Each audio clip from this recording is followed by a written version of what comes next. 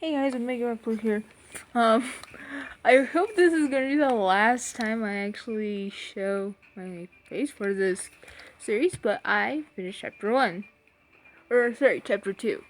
So, a quick brief of what happened in chapter 2. Also, this is a bit random, but my nose looks a bit shiny. I'm actually going to get off of this screen.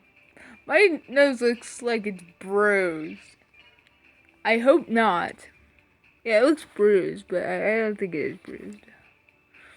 But it still looks bruised. Oh, cutscene. Okay, cutscene.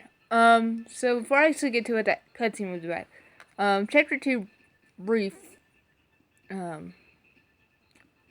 explanation. So, what happened was, after Epsilon in Resistance Base, people were like, Chief R has been kidnapped, and freaking out. And so, X was going to go to rescue Chief R, but along the way, he met this Reploid named Alie, and Alie sacrificed himself for X, and this is probably one of the most gruesome deaths in Megaman X. What I mean by gruesome is, this is not a spoiler, but more of a maturity alert. Alie had this ID on his chest that was basically embedded within him. So what Alie does is he rips that ID off him, gives it to X and says, "Here, this is my ID. You can." I just dashed somehow. You can go. You can get into the remote place now to rescue Chief R because he's in prison there. And X was like, "Okay." And then some Mavericks came and it was like, "Go now, X!" And he shoves X into the door, which leads to our Chief, which it's basically where you need to go, and sacrifices himself, really sacrifices them. Boom! Explosions. I just sounded so weird when I said that. Well, X was mourning for a bit for Alie's death. So he goes off and he meets... There's a fuzzball on me. Sorry. He goes and meets Spider. That was awesome. Fuzzball comes down. There's Fuzzball. Anyways, okay. Oh yeah, he meets Spider. Oh no, he does that before, and then second encounter with Spider, Spider, X is like, "I'm gonna defeat you," and Spider's like, "Meh, whatever." So no battle. Spider basically pummels X into a wall and drops Alie's soul, as X calls it. It is kind of glowy and pretty. And Spider's like, what's this? He walks up to it, and X is like, "Don't touch that!" Spider's like, And X is like, "That is the soul of a person who's sacrificing. That is Alie's soul. Greedy bounty hunters like you should not take it." And Spider's like, "Alie, huh?" He picks it up, gives it to X. And like, Alie was a good friend of mine. I'll never forget him. And, yeah. So, continuing along, I'm doing this by cutscene, and I didn't even count how many cutscenes there were. That's typical of me. Well, anyways, moving on. So, after getting to Chief R, Django's like, "Join the resistance," and Chief R basically says, "Screw you." Screw you. And not to make a pun here, one of the lines Chief R says is, "Even if you scrap me, even the smallest screw will resist you." And that's very coincidental, but I'm not going to spoil because this is only chapter 2. So after that, Django's like, whether Django's crap, I forgot what it was. Either he's an animal, either he is a jaguar or a cheetah. He has spots, okay? I cannot tell.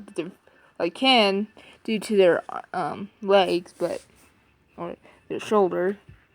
Anyways, as I say, so Django is like, okay, fine, forget trying to convince you. I am going to destroy everyone in this building. And so he turns on the self-destruct. And I am horrid with timed stuff. So how did I manage to do that? Don't ask. Anyways, so after that, X gets to Django, and Django gets to the control room, which is actually the room I'm currently standing in, just looking at the glory and beauty. No, not really. But anyways, and these two mechanics, they're like, we won't let you turn off the self-destruct system. And actually, what's ironic is that they actually have the symbols of the resistance. So after you defeat those two enemies, there's two of them, which, warning, there are some enemies that are very annoying. I recommend waiting a bit, or just just basically spam if you get the chance or attack. That would be great, because spamming's fun, especially when you fight against computer players. I don't do it with actual human players, I do it with computer players. Yeah, I'm naughty. But anyways, so after that, you go to the helipad, as Jeffry puts it, and you fight Django. And you go to fight Django, but Django beats X up, and X drops Ale's soul again. This is twice now. X has dropped Ale's soul. So Spider comes, Django goes to pick it up, and Spider, with his awesome angry voice, I swear, Spider's angry voice is pretty awesome. And actually, hold on. Spider was voice acted by Jonathan Love, which has an awesome name. I'm actually looking this up, so might not be true.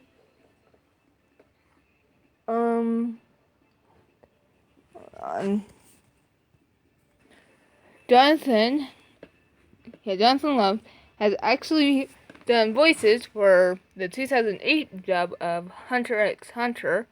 He does Leordo Paladinite and Xeno Zodiac. I'm still looking at it. In Maverick Hunter X, they have Sigma. He does the Injured Hunter from the first during the first mechanic. He also does does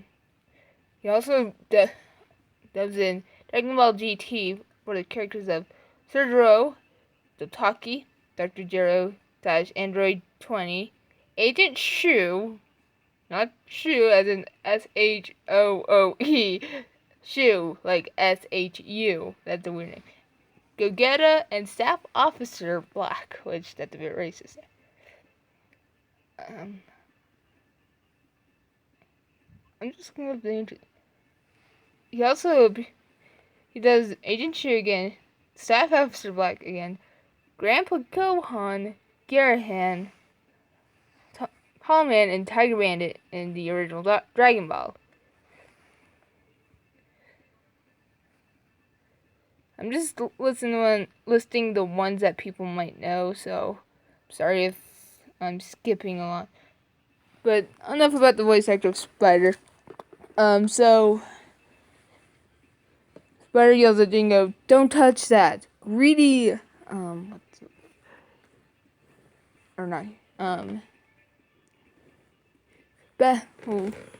put it in simple terms, bad guys like you should not be touching something important as that.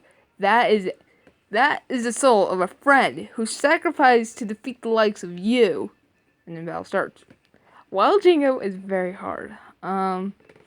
And again, I am playing the GameCube version, but the game, according to what I've read, the GameCube version is really is tougher than the PlayStation 2 version. And actually, there's a pretty good reason for that. First off, the PlayStation or the GameCube version is much better than the PlayStation 2 version. So like, okay, technically speaking, people say that the old school gamers like a lot of them say that the PlayStation 2 is more powerful than the GameCube. Heck no! I am serious when I say the words that the GameCube version Megaman X Command Mission is much harder and much better than the PlayStation 2 version. Some of it is so beautiful. Like, I've been fangirling over how beautiful the game is. Random enemy encounters happen more often, and there are more clear music and voice talent. So I get to enjoy listening to, well, for now, Mark Gatha and Jonathan Love for a while.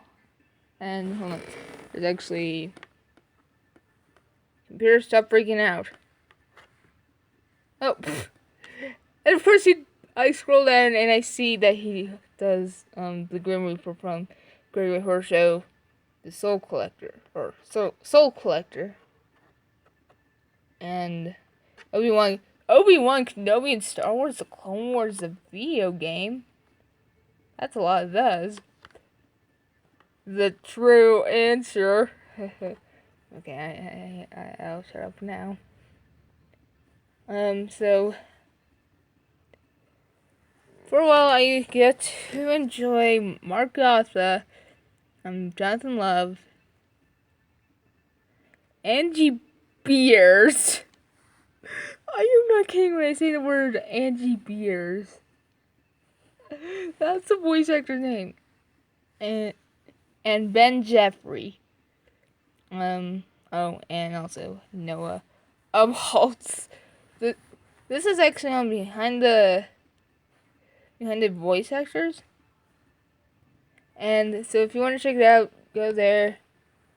I will not put a link because I'm too lazy. So yeah, I will see you guys in the next episode for...